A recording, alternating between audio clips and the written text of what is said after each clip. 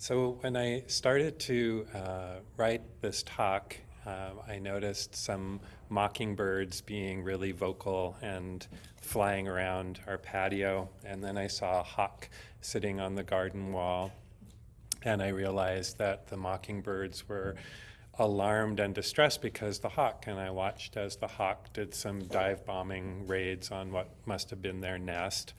And then I realized, wow, this is, some suffering happening right now. These parents, the parents-to-be of mockingbirds, they're like freaked out because the hawk wants to capture their young and probably eat it, and this is happening on my patio in Palm Springs in the summertime. And I had this flash of, oh, wow, there's some suffering happening right now.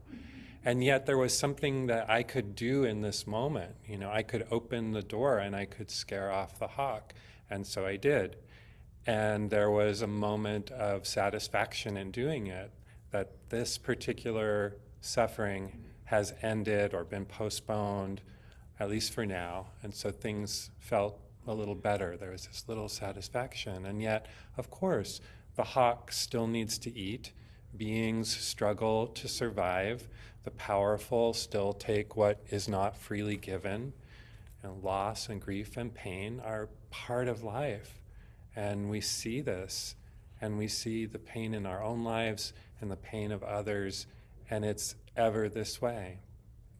And this is what the Buddha called dukkha, the rub, the friction of living, the unsatisfactoriness of life. And the Buddha said, I teach suffering and the end of suffering. He was really interested in how it is that we suffer and how we can be free from suffering. And so we're surrounded by incredible beauty and also by pain and sorrow.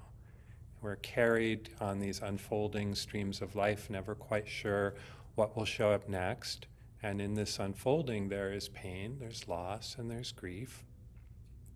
And I know that sometimes we come to practice or to Dharma talks to be soothed or comforted, or to come to a place of peace, and that's part of why I come to practice. It's an opportunity to turn our minds and hearts toward the beautiful qualities, towards that which eases and frees and makes us whole.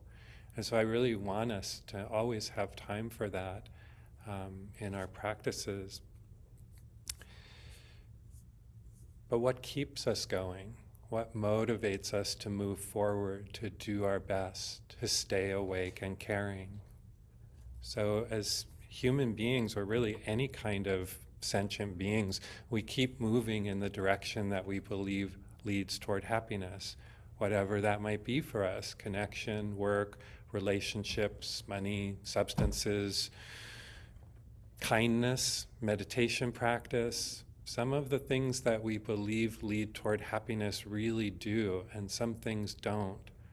Sometimes we mistake numbing or self-destructive behaviors for a sort of happiness, when they really just provide the happiness of a temporary relief. And it may take a long time before we see that clearly, before we see what truly brings happiness and what just brings relief or maybe more suffering.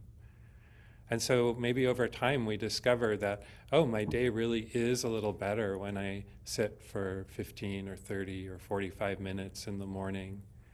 Or, yeah, I am happier when I remember to make kindness a daily practice.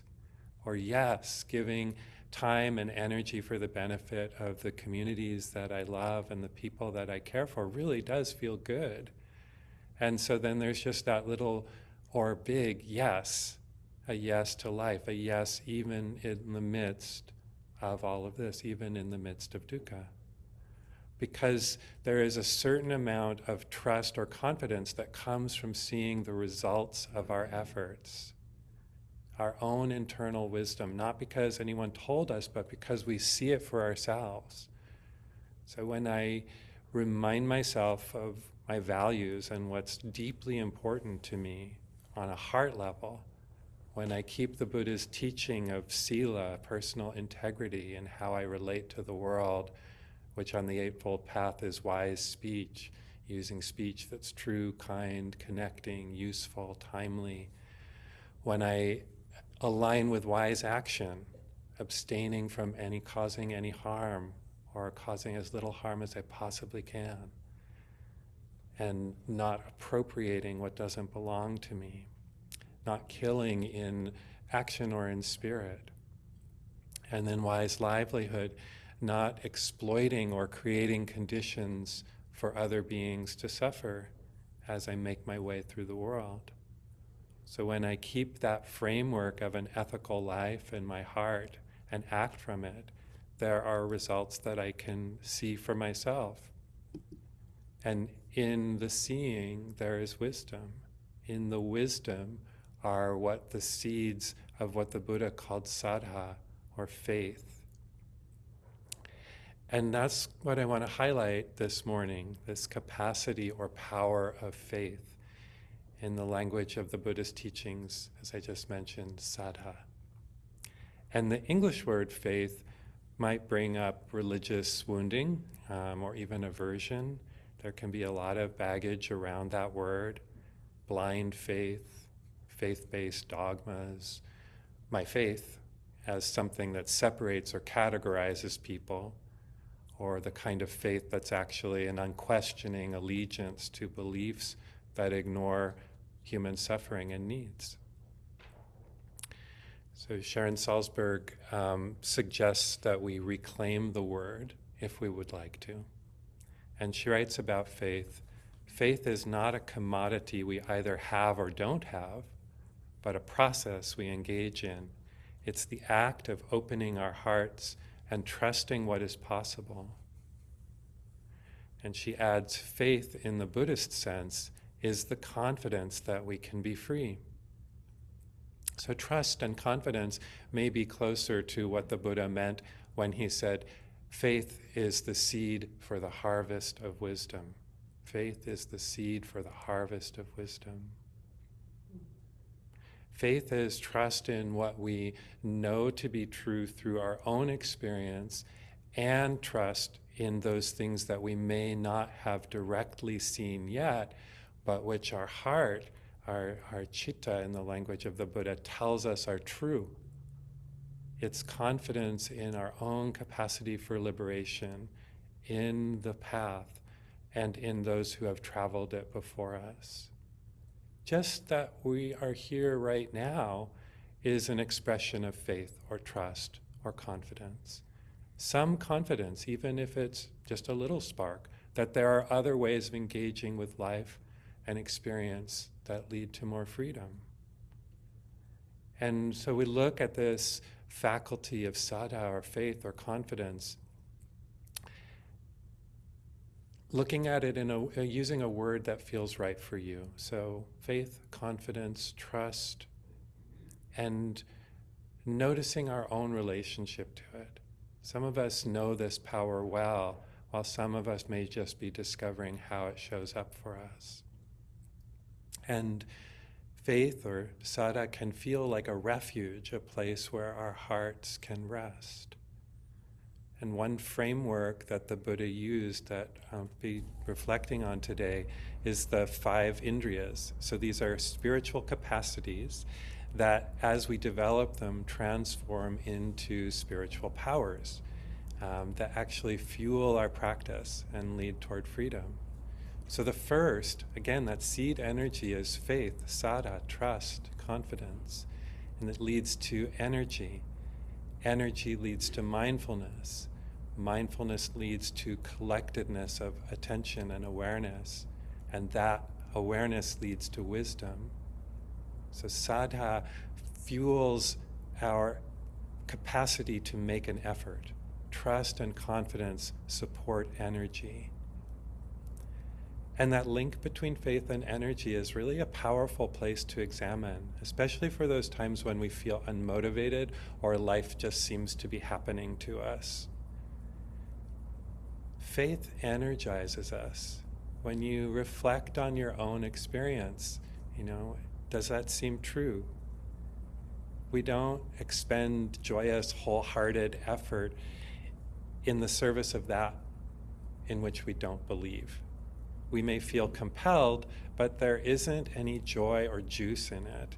But when we're inspired by confidence in someone, in something, or in our deepest values or the path, energy arises to meet the moment.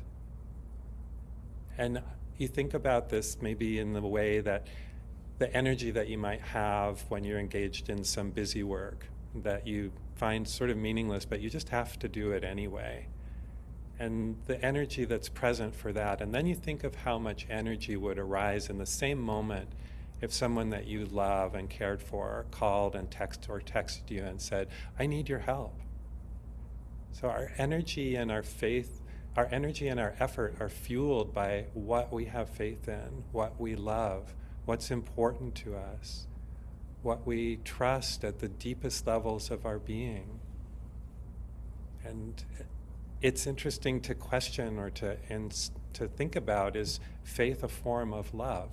I'm not really sure. That's one of the questions I didn't quite feel all the way into. But faith is a loving trust in goodness, in possibility, in freedom, and particularly in ourselves. And it can be a helpful practice to notice when my energy seems low, what is that in response to? And how is my energy when I center what I truly value, what I trust, what I have confidence in? In the framework of the Buddhist path, we're invited to look at the 3 refuges, which we did last week, the Buddha, the Dharma, the Sangha, and then our own ethical integrity as sources of trust and confidence. These are considered the classic fuels for faith. So let's look at these for a moment. So we might have faith in the Buddha, a self-liberated being who, after reaching freedom, spent the rest of his life, 45 years, helping others awaken, helping others live lives that were more free. We might trust, even if not completely, that beings like this have existed, that awakening is possible. For some of us, a figure like that inspires awe and confidence. For others, we might rest more on the next refuge, the Dharma. The Dharma being the teachings that have been practiced and handed down over 2,600 years. Obviously, they must be of great value in the quest for freedom to have been so protected, so supported, and so shared over thousands of years. We may have some experience of our own that brings trust and confidence. When I practice meditation, there's a shift in how I relate to my experience. When I practice metta or loving kindness, there's a shift in how I relate to others.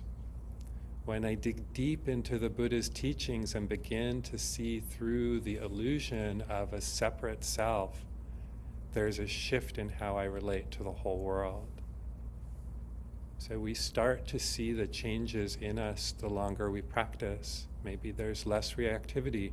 Maybe there's a gradual lessening of anxiety. Maybe our values shift. Maybe our values become less culturally driven and more in line with our deepest, wisest, most authentic heart. And that gives us faith, confidence, trust. And we may feel trust or confidence in the Sangha, those who have walked the path to its fruition. Monastics, lay practitioners, people like us, fellow travelers today. Sometimes we can even borrow faith or absorb faith from the group. What's the experience of meditating together? Like it was for me, like coming into the room just now. It's like your faith, your practice supported me. And maybe we all have a little faith, but together in groups like this, there's a lot of faith, there's a lot of trust, there's a lot of practice. Or we might place some faith in the presence of love and wisdom that's found throughout the world's wisdom traditions, not just Buddhism.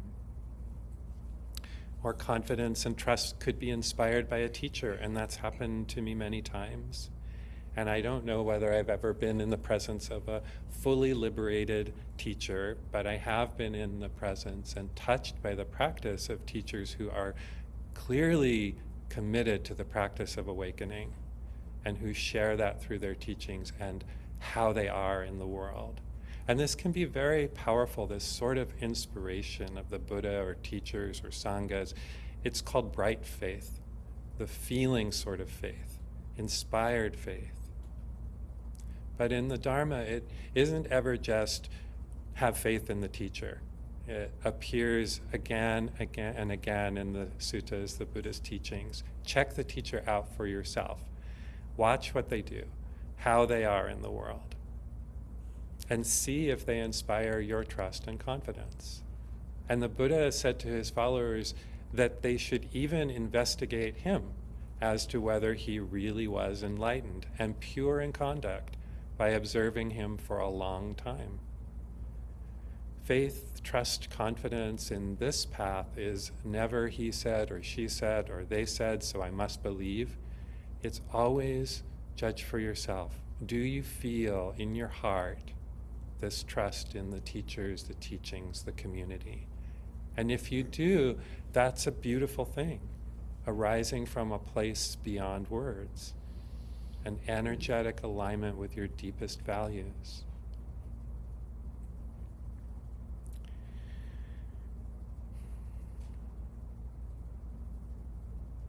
I've had teachers who just really inspire me when I see their sincerity, even when they don't get it right, when they get triggered or something goes really wrong and there's a problem, and I see their integrity and generosity in working it out. I see that they too are human. They too have reactions and triggers and sensitivity, but there's a commitment to changing the behavior and to working with the energies skillfully. And I see that integrity and generosity. And there's a knowing for me when I see that there's refuge here. There's something beautiful and good that resonates what I feel in my deepest core. And I see, oh, this is what a life lived in the Dharma looks like. So maybe they aren't fully awake yet, but they are awakening. And they're moving wholeheartedly in that direction. You feel their confidence. And I watch them, just as the Buddha encouraged people to watch him. And I notice when they stumble, they see it, and you can see their practice responding, wisdom meeting conditioning. And sometimes it's really quick, and that's inspiring too, that the practice kicks in almost as quickly as the trigger does. And that inspires me. Maybe I too can move in that direction of responsiveness. So there is this kind of bright faith, and then there's verified faith. When you know, you know. You know because you've experienced it to be true. You see Dharma unfolding in your own life. When you know the permeability of a solid sense of self, when you know anatta, when you know that life is endlessly changing in shape and texture and content, and that there is nothing truly solid, anicca, and when you see for yourself how you add to your own pain and suffering through greed, through aversion, and through not seeing clearly, dukkha. So the Buddha, when he was talking to the Kalama people who lived in a cultural crossroads, they were like a trading post, and they were confused by all the spiritual teachers that came through and proclaimed their teaching, and they asked the Buddha about it when he came through. And instead of saying, oh, just believe me, he said, Kalamas, when you yourselves know these things are good, these things are not blamable, these things are praised by the wise. There's the bright faith side. Things are good, things are not blamable, these things are praised by the wise. And then the verified faith side, he says, undertaken and observed, these things lead to benefit and happiness. So he says, when you yourselves know these things are good, these things are not blamable, these things are praised by the wise, undertaken and observed, these things lead to benefit and happiness, enter on and abide in them. So the Buddha says, check it out for yourself. When you know you can trust, lean into it. And this is really important because investigation, checking it out for yourself, is not doubt. It's not the enemy of faith. Investigation is one of the 7 factors of enlightenment, so it's essential to the path. It's essential to the growth of wisdom. And I also want to touch on a vital aspect of sadha that is self-confidence. So my teacher and mentor, Irina Weissman, emphasized this aspect of sadha to me one day as a rich practice of her own. Confidence in her own capacity and Buddha nature. And that's something that she worked on a lot. And that whatever we have been told, whatever the messages we might have received from dominant culture or our families or schools and institutions, and then repeated within ourselves again and again and again, we are always worthy and capable of experiencing more freedom and ease, all the way to complete liberation. And that can be such an edge in the practice, because when we do experience doubt, it's so often doubt in ourselves. Doubt that we have the same capacity to awaken as the early followers of the Buddha or the monastics of today, or as the person sitting next to us. And yet we do, and we're much, much closer than we think. The fact that you're here means you're much closer than you think. There's nothing we have done or said or thought that can block us from what's inherently true and what is inherently ours. I mean, the Buddha had one disciple who had killed 999 people, Angulimala, before he encountered the Buddha and had faith in the Buddha. And he became enlightened. And if he can become enlightened, there is no one who cannot be. We all have that capacity, that birthright. So to have confidence and trust in ourselves, sometimes we actually have to work with that a little bit. And that's where like the metta practices that we do and offer on Fridays can be so helpful, particularly the ones where we turn that love and attention toward ourselves, which is always the foundation. We have to bring that to ourselves first before we can share it with others. You know, may I remember my own worthiness. May I be kind to myself. May I know complete freedom. May I have faith that this is possible for me. And when we practice this way over time, we're sweeping away the weeds of self-doubt and remembering our brilliant underlying nature. And yes, you know, we may have to sweep away or dig up a lot of weeds. And there's also the faith to live your life authentically, to live into who you are deeply. There is no average human being.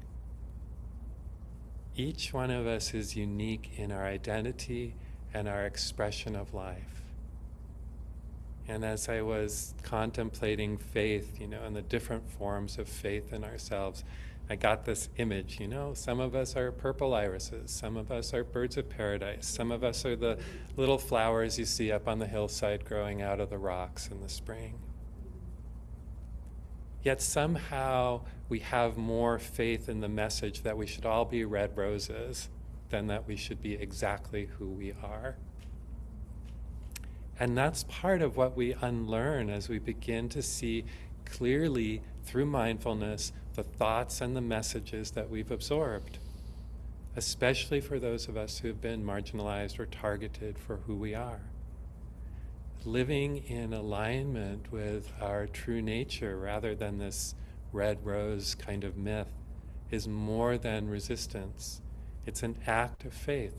The faith that I'm not wrong, who I am is not wrong, that this life, lived as mine, is worthy, and that I too can move in the direction of freedom. So sadha, this quality of trust and confidence, it's a bedrock of our practice, a seed for wisdom, as the Buddha said, a universal support. So another link in the balance, or in that framework that I gave you, faith, energy, mindfulness, collectedness, wisdom, is that relationship between trust or faith and wisdom. So they're sort of at either ends of that scale or that path. And we don't rely only on trust, and we don't rely only on wisdom. They're both needed no matter where we are on the path. And Joseph Goldstein described this beautifully in his book Mindfulness. Belief without wisdom is fundamentalism, and wisdom without faith is dry and tends toward arrogance. I know, without leaving room for the heart. So these powers balance and strengthen each other. Wisdom brings understanding to the heart. Faith opens us to life beyond our current experience and what we know. It is trust and confidence in the possibility of awakening, however you want to name it, liberation, enlightenment, that even though I may not know exactly what it looks like or feels like, I sense it. I trust that it's there. And that faith, that trust, fuels my efforts to see, to know, to experience. Another of my teachers, Rodney Smith, wrote this: crossing a boundary does not require forced effort, but it does require faith, wisdom, and understanding. The faith that is needed is not faith in someone or something. We are speaking of the faith necessary to surrender our boundaries without any assurance of safety. The faith necessary to surrender our boundaries without any assurance of safety. When we cross a boundary, there's no guarantee what we'll find on the other side. We cross it for the simple reason that the boundary is a limitation on being fully conscious, and the heart is relentlessly moving toward full wakefulness. So that call of the heart relentlessly moving toward full wakefulness, the pull of faith, and then there's the quality of wisdom at work, showing us how. So for me, the inquiry into this balance has these two parts. The wisdom side, remembering that the Buddha's teaching is really about what we do, what we cultivate, what we practice. It's more practical than theoretical, even though we talk a lot about the theory. It's what we do, it's what we cultivate. And so the question that the Buddha asked himself and offered to the Kalama people, and which we can also ask, is, what having been done by me will be for my long-term welfare and happiness? And that's a question I ask myself often, because it can get buried under the noise of the world and my own habit energies. I sometimes forget what I know, so I remind myself, what, when I do it, leads to my long-term welfare and happiness? And there's a corollary. What, when I don't do it, leads to my long-term welfare and happiness? Not what conventional wisdom says, not what consumer culture says, not what my parents said, but what do I actually know supports my freedom? That's the wisdom side. And the second question is about listening to the deepest levels of the heart and knowing for ourselves what is truly important. My friend Beth Mulligan used to ask her MBSR classes on the first day, "Why are you here?" And then she'd pause and ask, "Why are you really here?" And then she'd leave a long pause and say, "Why are you really, really here?" And so we might ask ourselves, what does my heart want? What does it really want? What does it really, really want? What is non-negotiable for me? What is the deepest ground? Maybe it's love, compassion, justice, or simply deep acceptance of what is. I place my trust and my confidence in the deepest wishes of the heart, the sensing, the knowing of the heart, and in the wisdom and the fruits of the practice that I see ripening, slowly but surely. Faith asks us to trust that freedom is possible. Wisdom asks us to see how freedom unfolds. And together they invite us to keep going, to keep showing up, to keep crossing our inner boundaries, no matter how vulnerable or uncertain it feels. So I leave you with these two invitations. What, when I do it, leads to my long-term welfare and happiness? And what does my deepest heart truly want?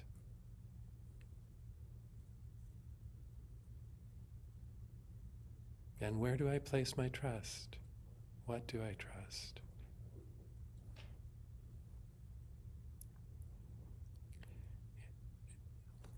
And expressing unwavering trust in the practice itself, the great Zen teacher Dogen wrote this: "Between doubt and certainty, the path appears. Walking in faith means stepping beyond both. Between doubt and certainty, the path appears. Walking in faith means stepping beyond both." So thank you for listening, and let's just take a moment or two to listen inwardly, and then we can offer some sharing. Okay, so thank you so much. And would just love to open the floor for thoughts on faith, reflections on wisdom, practice, anything that we've talked about, or anything that you'd like to express to the group. So we're going to close here and just thank you all so much for being here and sharing your practice and your presence. And just a couple of notes. I brought some Dharma books. I've been cleaning my library, and they're doubles or ones that I have on Kindle. And so please take a book or two if you'd like to. Any ones that are still there, we'll just give to the gift shop. But there's some good titles there. And please support ICD however you are able to, all the ways you're able to, financially, volunteering, showing up, just whatever you can to support this community as we grow and figure out, what this iteration of ICD is going to look like. And it's at a really beautiful place right now, and I'm very happy to be part of it. And then let's offer the dedication of merit together. And I'll put this on screen. I've got it ready for the folks online. And we can just offer our voices together. Going forth into this world so in need of light, may I bring all the kindness and wisdom I embody to each being and each situation that I meet. May the power of my practice today strengthen my resolve to be an agent of peace and justice in this world. Going forth together into this world so in need of light, may we together bring all the kindness and wisdom we embody to each being and each situation that we meet. May the power of our practice today strengthen our resolve to be agents of peace and justice in this world. We dedicate our practice for the liberation of all beings, the great, the small, the wise, the ignorant, the powerful and the powerless. May all beings be liberated from sorrow and loss, hatred and injustice, scarcity and want, and every form of suffering. May our practice today be a prayer for peace, and may it benefit all beings without exception. Thank you.